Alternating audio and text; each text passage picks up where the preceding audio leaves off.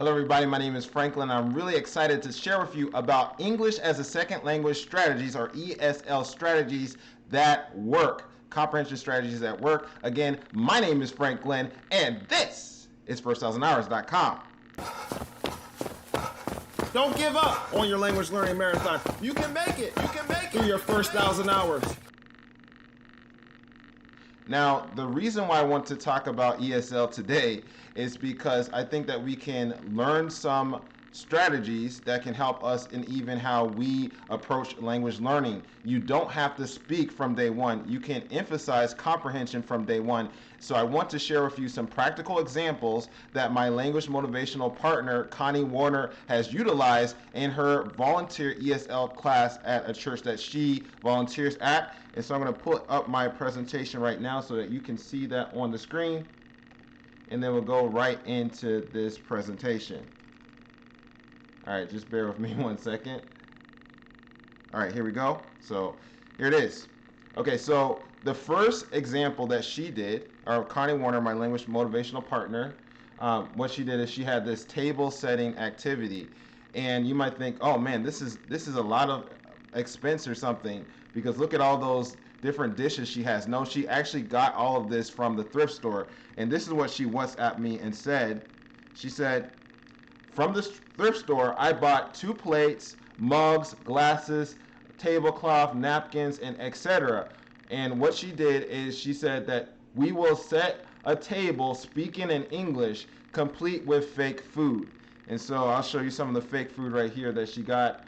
Well, there's other things. You know, she got, you can see some pots. She had also some fake fruit as well that she got from the thrift store, and some more mugs and all of these things right here. And then there's her fake food. So she had like fake ice cream or fake pizza or whatever, just to give people an idea of how to set up a table. And so can you imagine that you are using props now to be able to make something comprehensible? So when you're saying, okay, put the mug on the table, you have a mug so people can automatically know, okay, a mug, they see what the mug is, and then they see what the table is, and then they can put the mug on the table, or they can put food items on the table. And so it makes it something that makes sense, and they don't have to use, they don't have to speak in English if they don't want to. So that is what I like about that. I'm going to show you example number 2.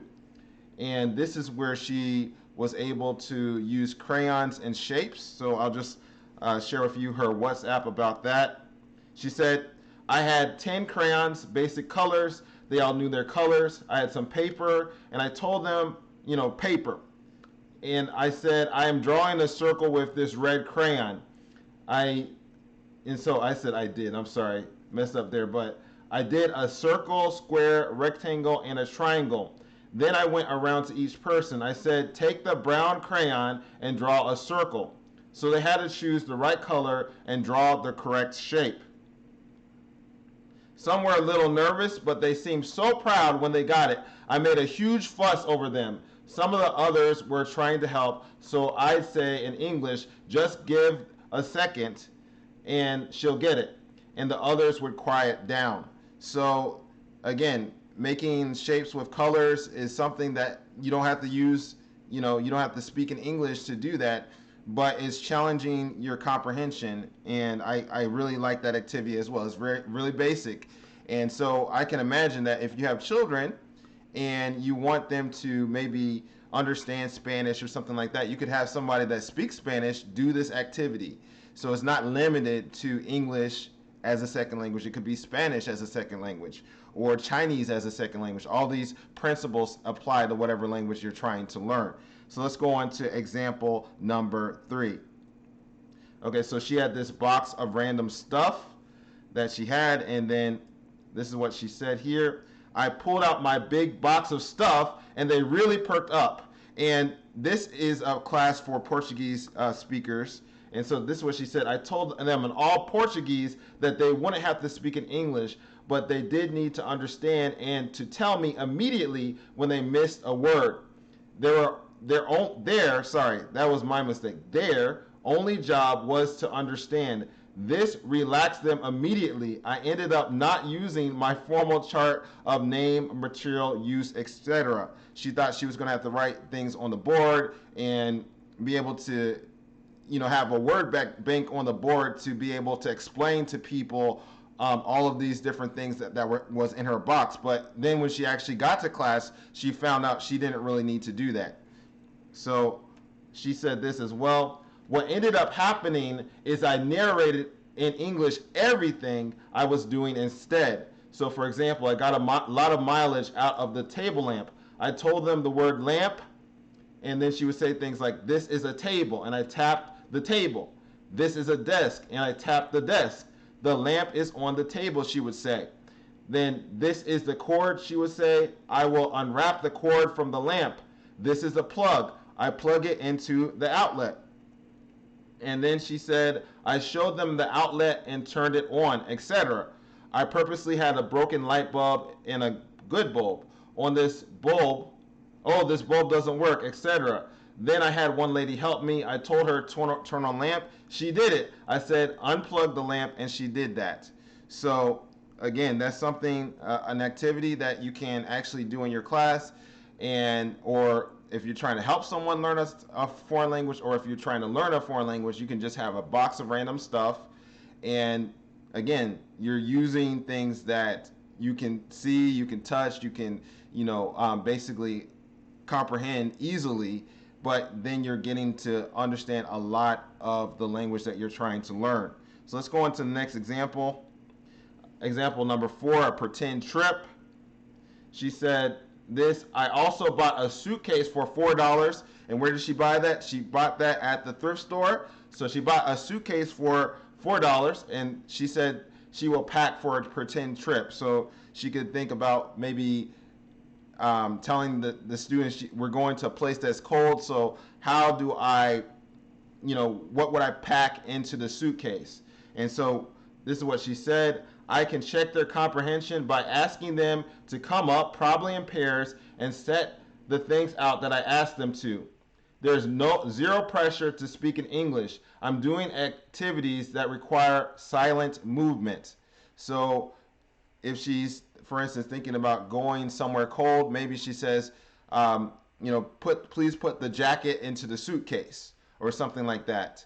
And so people would put the jacket in the suitcase, or put the pants in the suitcase, or different things like that. So there's a lot of different ways that you can utilize this example. So let's go into example number 5.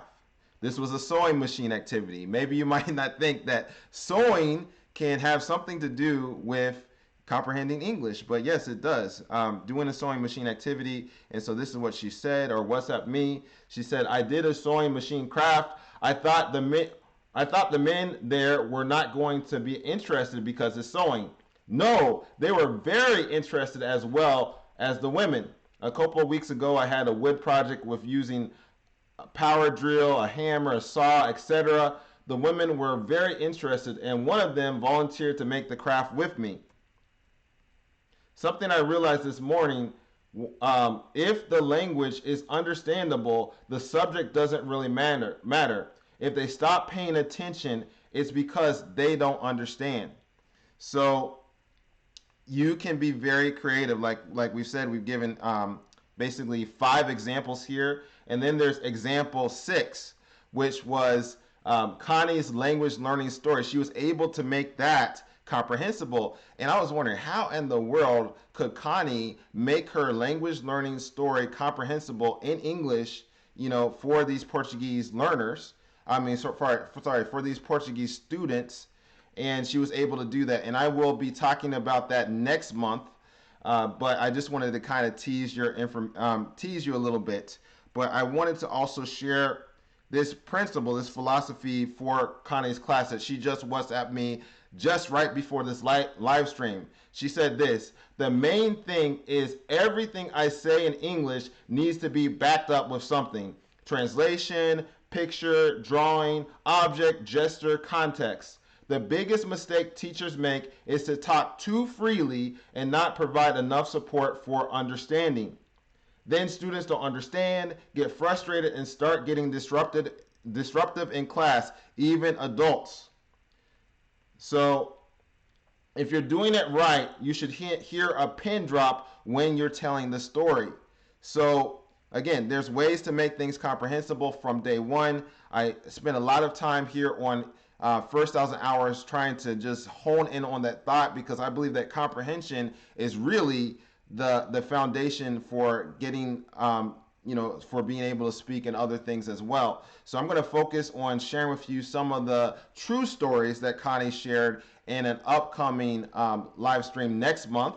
And so I hope that you will come to that one. I'm going to put a playlist on the screen of other videos I've done about making making foreign language classes comprehensible, and you'll find out a little bit more about Connie in this playlist as well. And then there's going to be a video that YouTube recommends, and I hope to see you in the next video.